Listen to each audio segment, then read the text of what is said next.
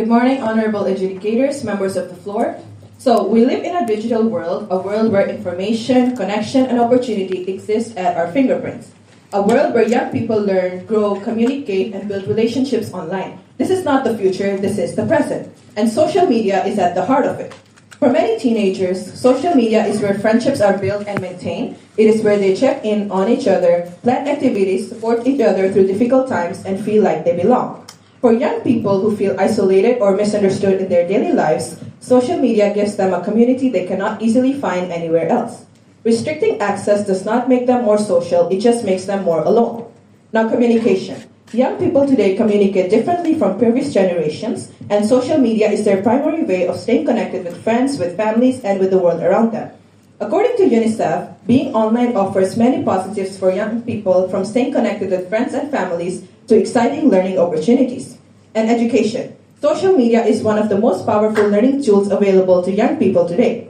Students access educational content, follow experts in fields they are passionate about, join study groups, discover new ideas, and develop skills all through social media. A student in rural area with no access to quality resources can access world-class knowledge through a single platform. Although there are concerns about the dangers of social media, the government believes that the policy of age restriction alone does not fix the problem. As young people in this generation are really smart, they will always find a way. They vanish from their parents, from platform moderation, from every system that is supposed to protect them, all in silence because asking for help means that they broke the rules. Therefore, the government is here to tell you today that we stand firmly in support of this motion. This House regrets the implementation of age restrictions on access to social media platforms. Age restrictions on social media simply do not work. They are ineffective, they harm the very children they claim to protect, and they completely miss the real problem. We are not here to defend social media companies, we are here to defend the real solution, and age restrictions are not a real solution. The government deeply regrets this policy, and we will show you why on 3 clear grounds. Firstly, age restrictions do not stop teenagers from going online. They just stop them from going online safely. Any teenager can get around an age restriction in 30 seconds with a fake account, a friend's account, a VPN, or a fake birthday. According to the Australian e-Safety Commissioner, after Australia introduced social media age restrictions for under 16s in 2024, most affected teenagers found a workaround within weeks. The harmful content is still online and cyberbullying is still online. The only thing that changes is that now young people access all of it in secret, away from their parents, away from any system that could protect them. And age restrictions do not reduce harm, they hide it, they take away the problems we could see and fix, and push them somewhere where no one can reach. Second, and this is the most important part of our case because we are going to give the real solution that will protect young people, which is education and digital parenting. Children are naturally curious, and that is not a bad thing. It is how they grow. They will always want to explore, try new things, and push boundaries. You cannot restrict curiosity away. You cannot limit your way to a safer generation. The real problem is not that children are on social media. The real problem is that nobody is teaching them how to use it safely. And that is the job of teachers, parents, and the government, not an age restriction. This is where we come up with our solution, which is digital parenting. Digital parenting is the practice of guiding children to safely, responsibly, and positively navigate the digital world. It means setting healthy boundaries for screen time, protecting children from online risks, teaching digital ethics, and keeping open and honest communication about their online experiences. And research proves it works. A study by UNICEF shows that parents who are more aware of digital parenting are far more effective at keeping their children safe online than any restriction policy. Even more importantly, how parents themselves use social media directly shapes how their children will use it. The children are watching us, they are learning from us, and they are copying us. UNICEF agrees. They do not tell parents to restrict their children from social media. They tell parents to talk to their children, to set rules together. To build trust, because when a child feels safe enough to say something went wrong online, that is real protection, not a blocked app, not an age gate, a conversation. So instead of restricting children from digital spaces, invest in digital parenting education. Give parents the tools and knowledge they need. Educate young people in schools how to spot misinformation, protect their privacy, recognize manipulation, and ask for help when they need it. Because a generation raised with strong digital parenting skills is infinitely more protective than a generation that was simply restricted from social media and found their way back anyway. Finally, if we truly want to protect young people, we need to stop pointing fingers at the children and start pointing them at the platforms. The real problem is platforms are designed to be addictive, algorithms built to keep children scoring for as long as possible. Companies making billions from young people's attention while taking zero responsibility for the damage they cause. Age restrictions can let these companies off the hook completely. They put all the responsibility on children and families and the people with the least power, while the platforms walk away free. We have better options. According to Meta, safety by design frameworks like Meta's teen accounts gives parents built-in controls, limit messaging, and make algorithms more transparent. These tools target the actual source of harm, regulate the algorithm, find platforms that expose children to harmful content, teach digital skills in every school. Ladies and gentlemen, although we had believed that age restriction can protect young children, in reality they push children into hidden corners of the internet. They silence them when they need help the most. They cut off the support systems young people rely on for their mental health and social lives. They hand personal data to corporations. Children do not need to be restricted. They need to be taught and educated. They need to be supported. They need adults who work with them, not against them. For this reason, the government is proud to propose. Thank you.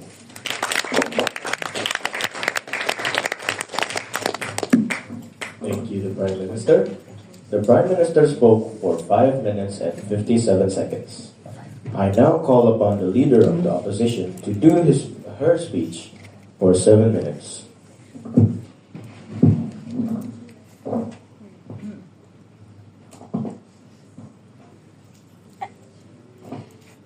Respected Chair, worthy opponents, and members of the audience, good morning. Let us be clear about what we are truly debating. To regret a policy is to say it was a mistake. It is the same as to look a child in the eye and say, we were wrong to protect you. This is what the government is asking. And I stand before you today as the opposition leader, and on behalf of this team, I am proud to oppose the motion. We are here to declare that the implementations of these age restrictions was not a mistake. Our team believes that age restrictions on social media are not a punishment or a suppression of freedom. They are a necessary safeguard grounded in science, law, and a duty of care towards children whose developing minds cannot yet withstand the calculated exploitation of algorithm-driven platforms. Social media platforms have become a dominant force in the daily lives of children and adolescents worldwide. Platforms such as Instagram, TikTok, and Snapchat are not neutral communication tools, but they are commercially engineered systems designed to maximize user engagement through algorithms that exploit psychological vulnerabilities, particularly in young users. The question before us today is not whether children deserve freedom. They do. The question is whether freedom includes the right of corporations to exploit developing minds for profit, and whether we should regret the governments that choose to step in. I want you to picture something. A 10-year-old girl sitting alone in her bedroom at night, being served image after image of bodies she will never have, lifestyles she cannot afford, and validation she will never receive. Not because she went looking for it, but because an algorithm decided it will keep her scrolling. That is not freedom. That is exploitation dressed up as entertainment. The government will stand here today and tell you that restricting access to these platforms is something we should regret. I asked them, regret it for whom? Because the research does not regret it. The doctors do not regret. And the children who have suffered certainly do not regret it. The opposition is here to defend what should have needed defending. The right of a child to grow up without being monetized. Our burden today is not to prove that age restrictions are perfect. Our burden is to show that benefits of protecting children through these restrictions outweigh the cost of removing them. We will do that exactly. And this leads us to our three main arguments. Children's developing brains are uniquely vulnerable. Children below adolescence do not yet possess the abstract reasoning and critical evaluation skills needed to process the curated content, targeted advertising, and social comparison that social media delivers in a constant algorithmic stream. They absorb what they see as truth. They measure their worth against what they scroll through. And unlike adults, they lack the neurological infrastructure to regulate that impact. Jean Piaget's foundational theory of cognitive development establishes that formal operational thinking the ability to reason abstractly and evaluate information critically does not fully emerge until approximately age 11 to 15. Social media by design targets users before this stage is complete. Jonathan Haidt research documents a sharp, non-gradual rise in adolescent anxiety, depression, and self-harm beginning precisely in 2012, the year smartphones and social media became ambiguous among young people. These are not fringe opinions, but they are the consensus of developmental science. Age restrictions are a response to scientific evidence about when the human mind is ready. To regret these restrictions is to regret listening to the scientists. The opposition does not regret that. We are proud of it. Our second point, social media platforms are engineered to exploit, especially children. These platforms are not neutral communication tools. They are profit-driven machines designed to maximize engagement through mechanisms that exploit undeveloped impulse control, and children are the most vulnerable targets. Frances Hogan, a former Facebook product manager, testified before the U.S. Senate that Meta's internal research revealed Instagram made body image significantly worse for approximately 1 in 3 teenage girls, and the company concealed this data. They knew, and they chose profit. A child cannot meaningfully consent to this. A child cannot fight a billion-dollar algorithm. Therefore, if we remove age restrictions, we do not liberate children. We deliver them to corporations whose business model depends on keeping them hooked.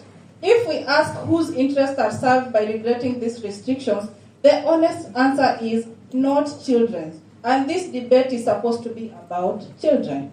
And our last argument is, age restrictions are established, accepted principle of child protection in law. We restrict children from purchasing alcohol because we understand what it does to a developing body.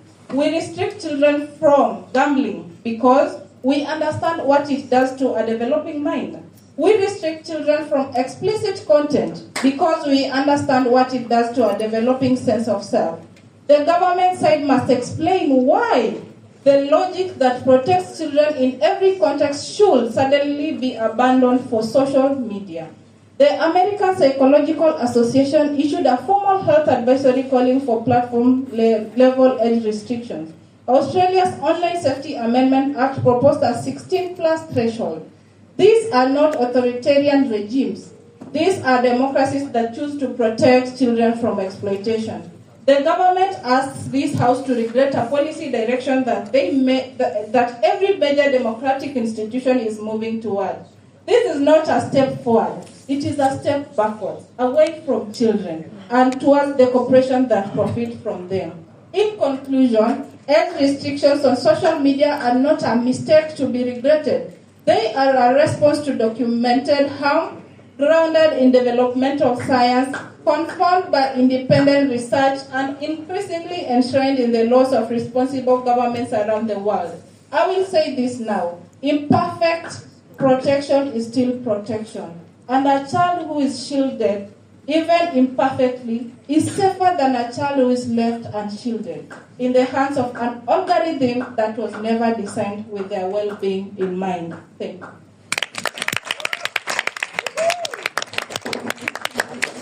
Thank you, the Leader of the Opposition, for your remark. The Leader of the Opposition spoke for 7 minutes and 26 seconds. Now I call upon the Deputy Prime Minister to give her rebuttal and additional arguments on the issue.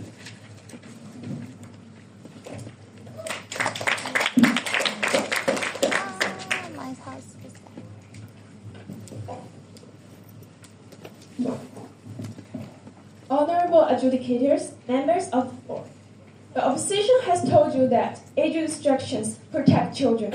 However, the real protection requires the policy that actually work. As I'm going to show you, it does not. These age restrictions may protect children and teenagers temporarily.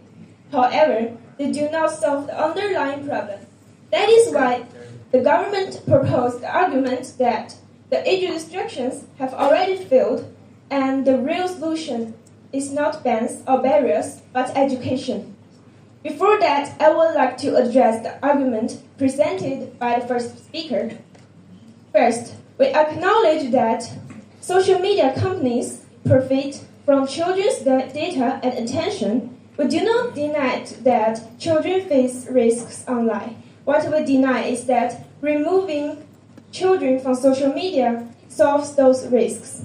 If anxiety, body image issues, and addiction are caused by harmful content from the internet, then removing children from social media does not fix those problems. It merely hides the problem temporarily. No, thank you. If the problem is corporate exploitation, then the burden should fall on the companies, not on children. The opposition responds by removing children. We respond by educating young people and promoting responsible digital behavior while demanding accountability from platforms. Second, the opposition argues that social media harms young people's mental health and therefore age restrictions are necessary. We acknowledge that excessive or unhealthy social media use can negatively affect mental health. However, research suggests that the online risks and outcomes are also influenced by factors such as digital literacy and parental mediation, rather than merely access itself. The problem is not simply being online. It is being online without guidance, support, and education. Ladies and gentlemen, let us look at what happens in the real world. In 2024, Australia introduced the strict social media age restrictions for users under 16. Through the social media minimum age legislation, it was presented as a bold solution to online harms. Yet, concerns about enforcement quickly emerged, raising questions about whether age restriction can effectively prevent access by determined users. However, reality has proven those concerns to be true. Within weeks, the majority of affected teenagers had already found a workaround, such as VPNs, fake accounts, and borrowed devices. The restrictions did not stop access, they just make access less safe and less visible. So what actually works? The answer is education. We propose that schools should take responsibility for preparing young people to navigate social media safely and responsibly. We must acknowledge that the digital world is already a part of students' daily lives. As a result, our responsibility is not to keep them away from it, but to equip them with the skills they need to engage with it effectively. Young people become safer not because they are excluded from digital spaces, but because they understand how to navigate them responsibly. Digital literacy teaches young people how to identify misinformation, protect their privacy, recognize manipulation, respond to cyberbullying, and make informed decisions online. Yes? You said that these companies, these platforms should be held accountable, right? So how are they going to be held accountable if the same government is against age restrictions or restricting these platforms from airing things that are not consented? Yes, we must acknowledge that the companies made those social media apps not for children but for the profit. So for us, for our side, our focus is not from the companies or from the outside. Our focus is on education. Is a community from family, from parents, and from schools, and from society. We are a community to protect our children, but not removing them from social media. So let me back to my argument.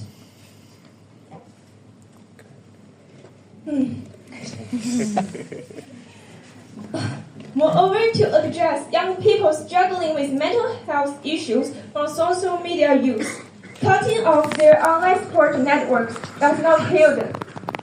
Young people need to understand the difference between healthy engagement, no thank you, and unhealthy consumption. They need to recognize when online behavior becomes harmful. They need to understand how algorithms influence attention, how comparison culture affects self-esteem, and how to establish health boundaries.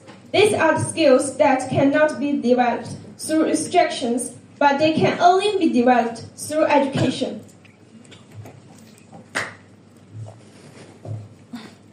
Honorable adjudicators, the opposition has offered you a policy that looks good on paper but fails in real life. Our side has offered you solutions that actually work.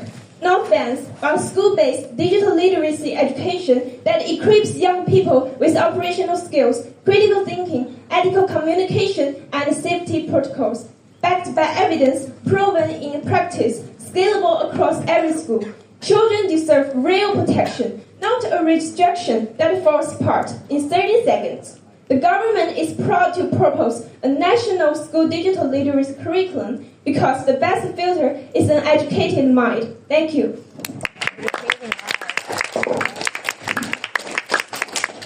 Thank you, Deputy Prime Minister. The Deputy Prime Minister spoke for 6 minutes and 45 seconds. Now I call upon the Deputy Leader of the Opposition to do his speech for 7 minutes.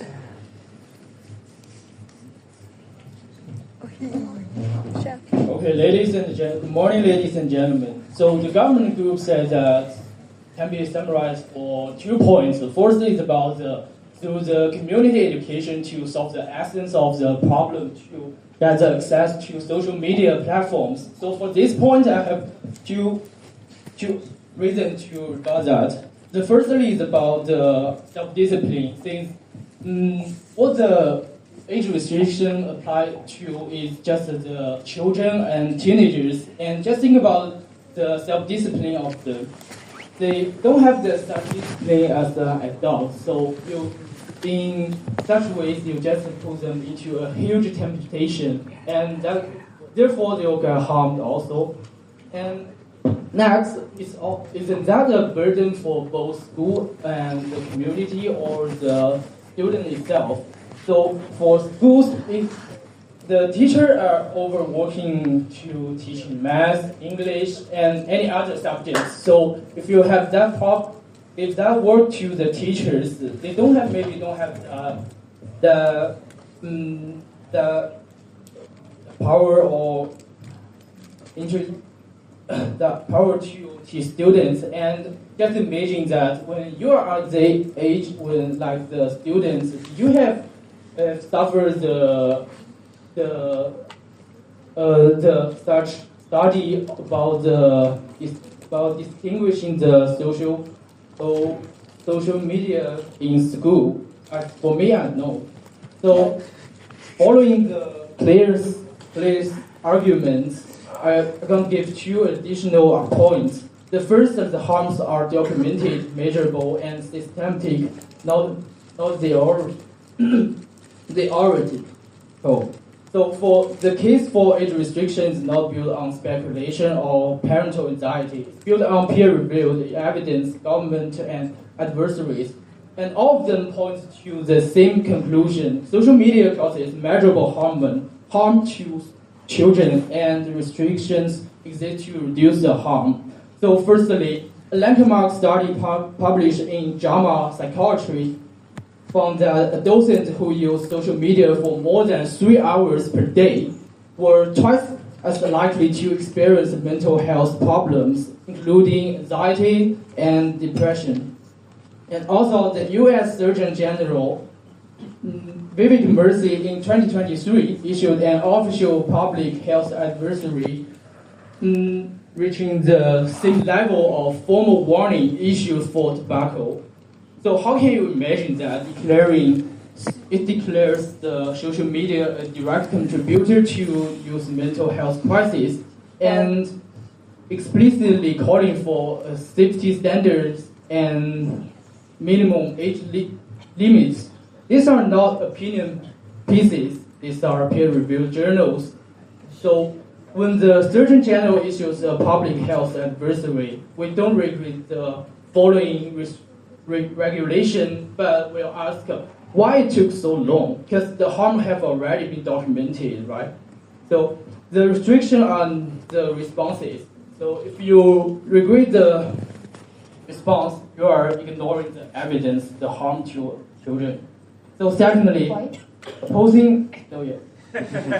opposition to restrictions serves corporate interests, not children's interests.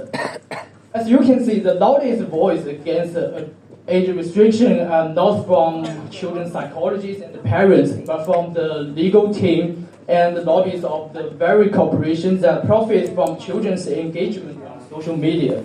So we must ask this house a basic question. When a policy is both by big tech and supported by child development science, public health institutions, and children's safety advocates, whose side should a responsible government be on? I hope you can answer this question. So, Meta, TikTok, and Snapchat have each formally lobbied against age verification legislation in the United States. Their opposition is documented in congressional records in 2023.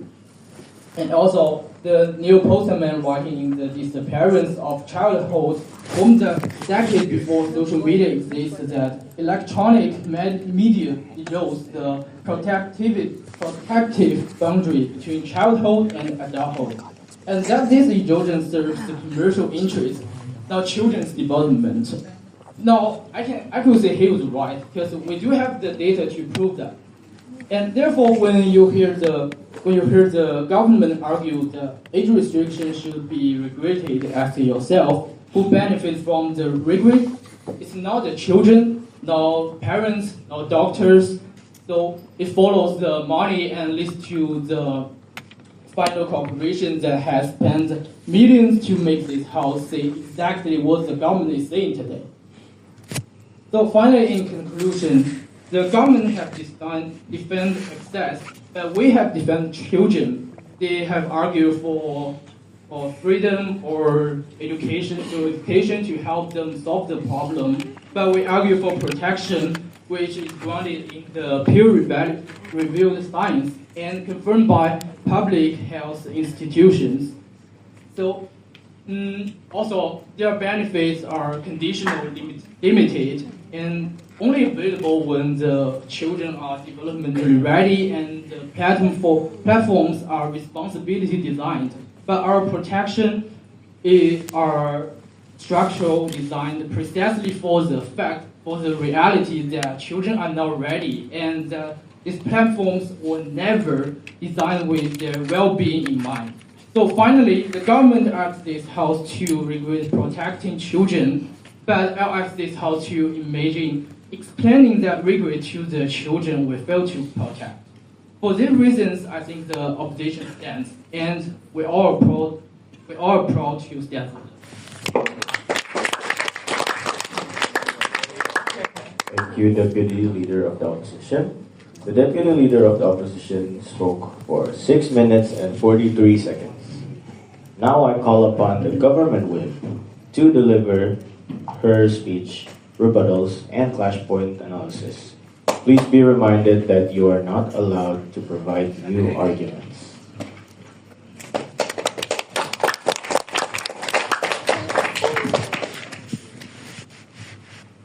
Honorable adjudicator, throughout this debate, the opposition has repeatedly pointed out mental health concerns, cyberbullying, addiction, even brain development.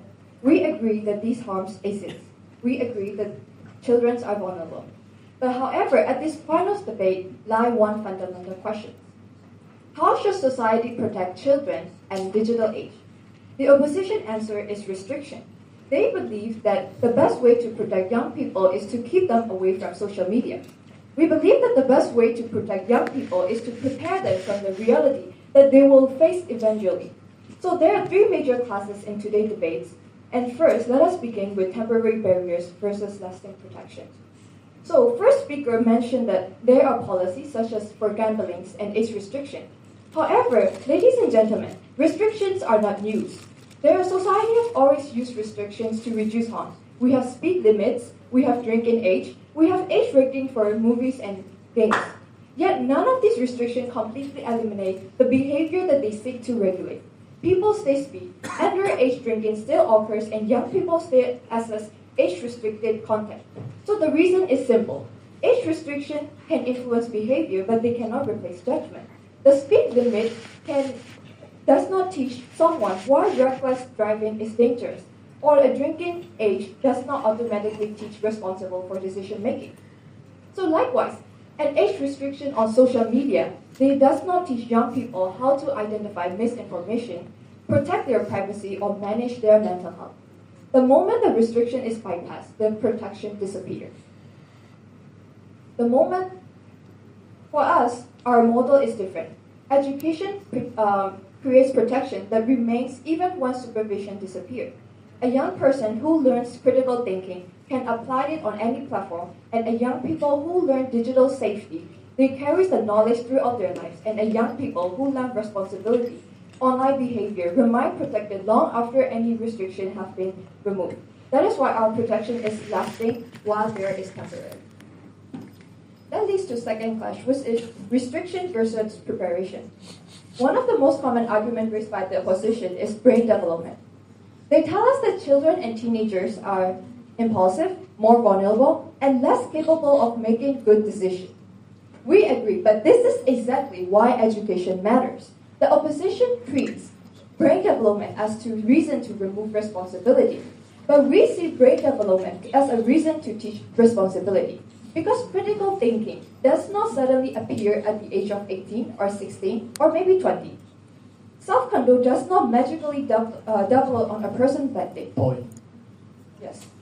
So you mentioned that why the educators matters, but in schools in education, the teachers just teach them what the danger is, but they don't will guide them how to deal with that. But the age restriction did remove the temptation for them. So how do you respond to that? That is why our Deputy Prime Minister mentioned about school-based digital literacy, where schools teach about how to manage and how to protect their privacy. But then the opposition does not mention that they said the school and the parents have burdens on mentioning those, and then the teachers are tired from teaching the maths and science and cannot mention these important issues. So my question is, if we're not going to address in schools and parents are not going to educate them, and then you mentioned that children are vulnerable, then who is going to help the children? Children, like I said, the children are going to expose through VPN or maybe a private network VPN, such as maybe they're using fake account as well. So how are we going to address this? When children are exposed, accidentally or intentionally, who is going to help them? Who is going to tell them that this is not okay and how to respond that? Yes. I want to be clear. Age restrictions is not completely banning. That is not our point. That is mischaracterization. And our point is, we just need to teach them at an appropriate age, where their prefrontal cortex is fully developed. That is why what I was saying earlier is self-control and these critical thinkings did not happen magically. Digital judgment learned over time, guidance, patience, and education. Because every 14 years old will eventually become 16, and every 16 years old will eventually become 18. So every young people will eventually enter digital space independently. Thus, the moment comes. What matters more? Whether they are prevented from accessing social media for a few years, or whether they know how to divide manipulation, misinformation, and these harmful content. This brings to our next clash, which is the third and the final responsibility. Throughout this debate, the opposition has identified a general problem. But then, identifying a problem is not the same as solving a problem. Even if opposition proves the mental issue exists and these restrictions cannot solve them, does the age restriction stop children from going online? So the answer is no. When social media becomes dangerous, we remove children, and when online spaces become toxic, we remove children. But however, the harmful behavior remains unchanged, and the platform remains unchanged. The underlying problem is still there. Our side take fundamentally different approach. We believe responsibility should be shared. Parents have a role. Educators, teachers, we have a role. School has a role, and community has a role. And young people themselves, they have a role. That is why we support digital parenting, media literacy, and digital literacy education. Because we do not deny the risks. Because we recognize that the risks are real, and therefore, young people must be equipped to deal with them. Honorable educator, at the end of the debate, ask yourself one simple question. What protects a child when nobody is watching? It is not age verification system. It is not a password. It is not a government restriction. The stronger protection is ability to know right from wrong. And the strongest protection is critical thinking and responsibility. The strongest protection is education. The opposition offer barriers that can be bypassed, but we offer skills that less like that. For this reason, government has demonstrated a more effective, empowered ways to protect young people in the digital age. That is why we are proud to support this motion. Thank you.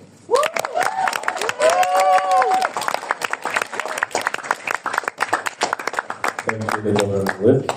The government whip spoke for 6 minutes and 55 seconds. Now I call upon the whip of the opposition to do her speech for 7 minutes. If it is 10 seconds.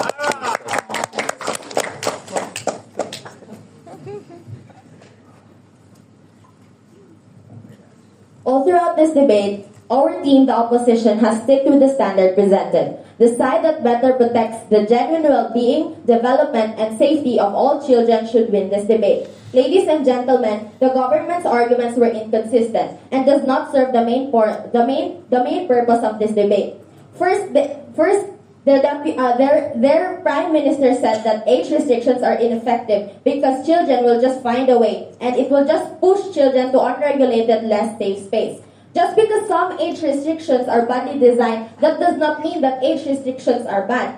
Well, actually, according to Nurul Izmi at the Institute for Policy Research and Advocacy in Indonesia, states, quote unquote, that the basis of safe child protection regulation should always be safety by design. We can build more safer platforms for children like Zigazoo, a kid-safe social network that requires parent verification and is also ad-free, free from bullying and predators.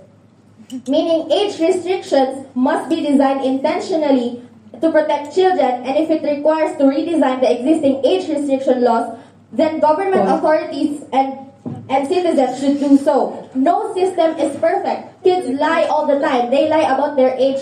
They lie about their age online, and some of them sneak out in the middle of the night. But we don't regret age restrictions just because some kids lie about their age online and go to unregulated platforms. We make them to protect most children most of the time. And age restriction on social media won't stop everyone, but they will stop enough kids from getting hurt. And that is definitely worth fighting for, because no solution at all is worse than imperfect solutions.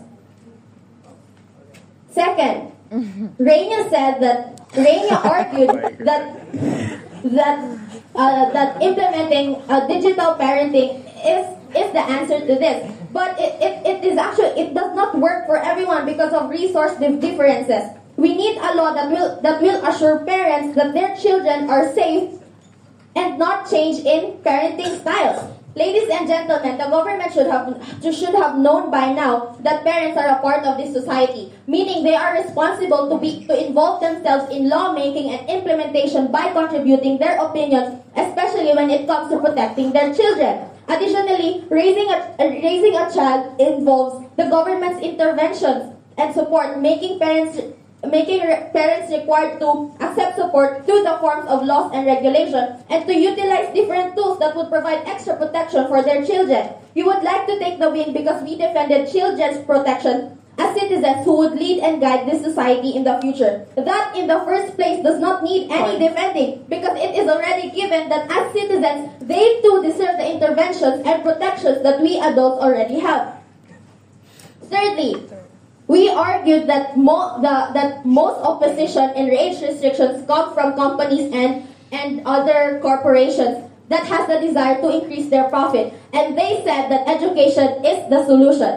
Well, This argument is insignificant. Social media exploits children in variable rewards, infinite scroll, and gambling mechanics. In fact, Mutia Hafid, Indonesia's communication and digital affairs minister, said, quote unquote, that our children are facing increasingly real threats ranging from exposure to pornography, cyberbullying, and online scams to addiction, which is the most significant concern.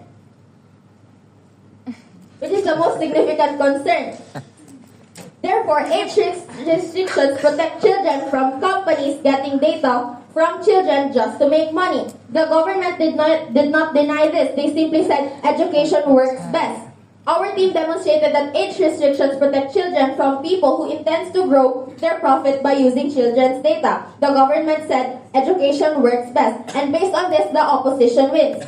Third is that the government said that social media is a place where children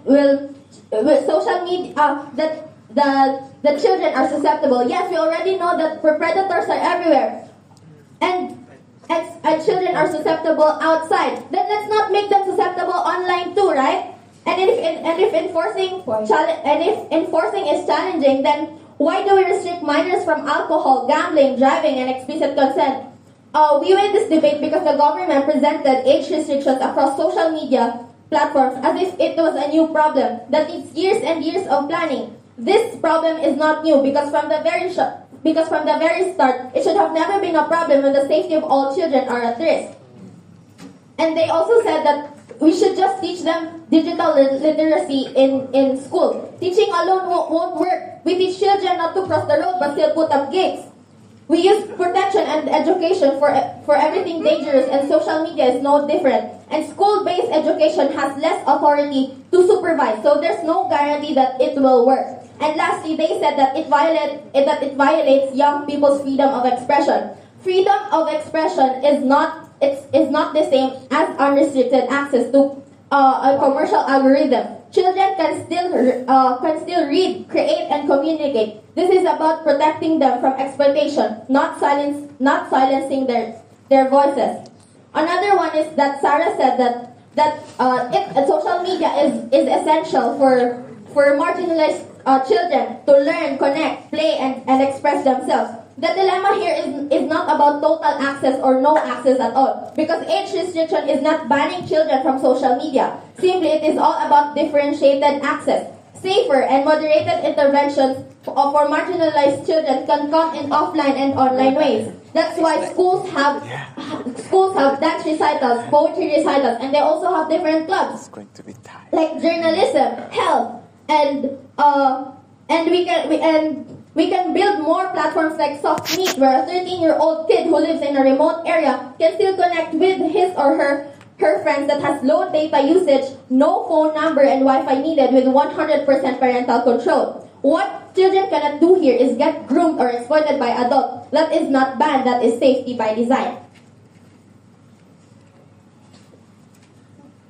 Members of the House, the government asked us to regret children from exploitation, grooming, explicit contents, body dysmorphia, anxiety, and depression. I ask this House to put yourselves in the shoes of a 10-year-old, the one that our leader described in the beginning. All alone at night, seeing image after image of bodies she will never have. That is exploitation dressed up as entertainment, which the government decided that the pain of this girl was not worth regulating. Research consistently showed that Instagram is the most harmful for youth mental health. Platforms are a profound risk for children under 14 and even issued a public health advisory.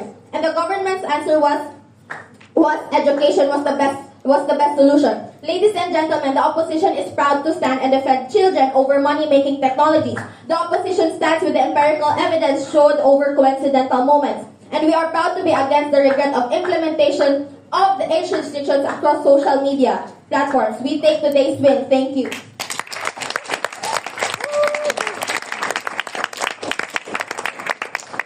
Thank you, Opposition Whip. The Opposition Whip spoke for 7 minutes and 48 seconds. Now I call upon the reply of the opposition to do her speech for 4 minutes. Remember that you are not allowed to give another argument, additional information. I will clap on the 3rd minute.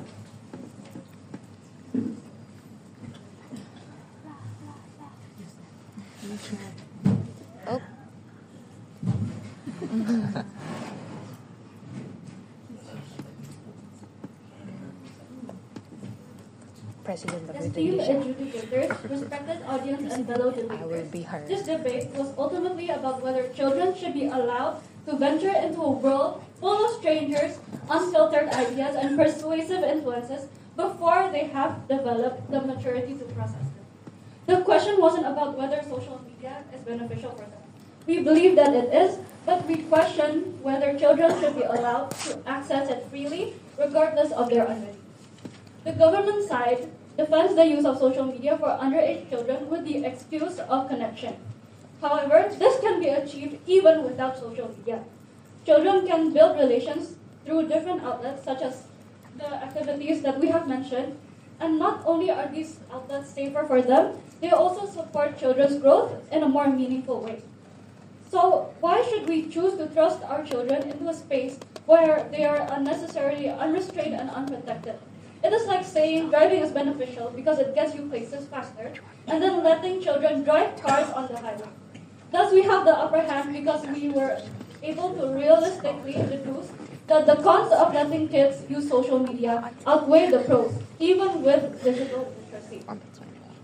Furthermore, education helps people navigate risk, but age restrictions reduce exposure to risk before they are ready. They ignored this possibility, and they said that digital literacy education is to prepare them for access to social media, but preparations are supposed to be done beforehand, not while they are accessing social media. And school-based digital literacy actually has less authority than the government to supervise children. Regarding the fact that children bypass the law, we believe that that is a logical fallacy because they believe in perfection versus nothing. If regulations still fail, then we should fix it, not abolish it. We offered solutions because we strive to keep improving instead of giving up. And lastly, the government says that the parents should be responsible for their children instead of the government. However, they ignore the reality that not all parents are able to provide sufficient time to monitor their children. Some of them don't even care about their children. Furthermore, the government's job is literally to protect its citizens.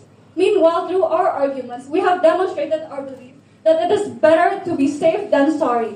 We know that laying down the structural safeguards provides a safety net for vulnerable children that do not have the privilege of responsible parents.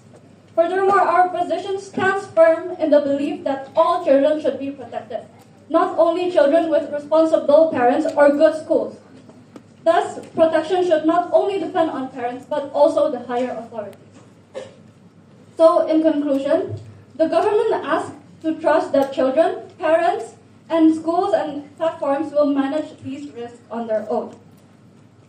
But we must take countermeasures that are guaranteed to work and have concrete procedures.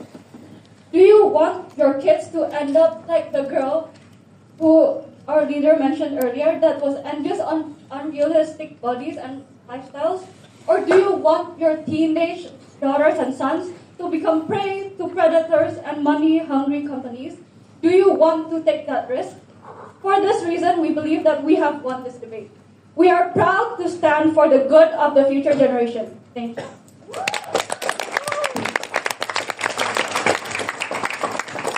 Thank you, opposition reply. The opposition reply spoke for 3 minutes and 16 seconds.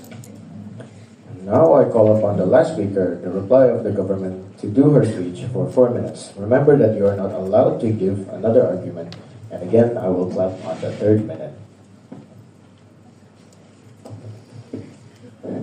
Okay, ladies and gentlemen, the opposition's case ultimately relies on the idea that restricting access makes children safer. All of their arguments depend on one assumption: removing access removes harms. However, this is not true in reality. We believe this debate is ultimately about whether we rely on external control that breaks down in reality or internal capability that lasts over time. So when we compare both sides, our side is clearly more effective, realistic, and sustainable. Firstly, on effectiveness. Even when restrictions exist, the children are easily bypassed through false age, shared accounts, and alternative platforms, because children are naturally motivated and curious. This result is not reduced usage, but hidden usage. When online activity goes underground, it does not disappear, but it becomes less visible to parents and teachers. This reduces their ability to guide and intervene. So the harm is not removed, only less supervised. At this level, restrictions fail because it misunderstands the behavior. Second, even if restrictions reduce access, there is a deeper problem. This brings us to the preparation versus prevention. So the opposition's model delays exposure, but does not solve the problem actually. So eventually children will still enter the digital world in the future, and they will face the risks such as misinformation, cyberbullying, and even, he said, mental problems. But the real question is not whether they encounter these problems, but how they prepare to face them. So RSZ focus on the building, the preparation. Our model is not only about education alone, but it is digital parenting and age-appropriate education and digital literacy work together. Different ages require different levels of the protection. So education develops awareness, judgment, and digital responsibility, transferable skills that remain useful across platforms and over time. Even if restrictions reduce exposures temporarily, it does not build resilience, but education does. Finally, on long-term reality, social media is not temporary. It is increasingly embedded in education, society, and communication, and also our daily life. So any model based on purely exclusion is therefore inherently short-term. The opposition relies on constant enforcement and children's compliance, which is unrealistic in fast-changing digital environment. Our model does not depend on enforcement, it depends on capability that grows over time. And this is a key difference, external restriction versus internal resilience. That's why we win this. In conclusion, we compare both sets and the distinction is very clear. The opposition delays exposure but fails to ensure the preparation and becomes weaker as the digital world evolves. We accept the reality that young people will be online and we equip them to navigate it safely and responsibly. So they protect children by limiting access, but we protect children by building ability. That's why our set is more effective, realistic, and sustainable. Thank you.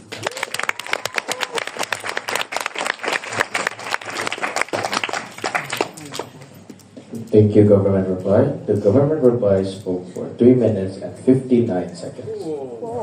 On behalf of the House, I thank everyone for the cooperation. I congratulate all the debaters on their performances. This debate is now concluded. The House stands adjourned.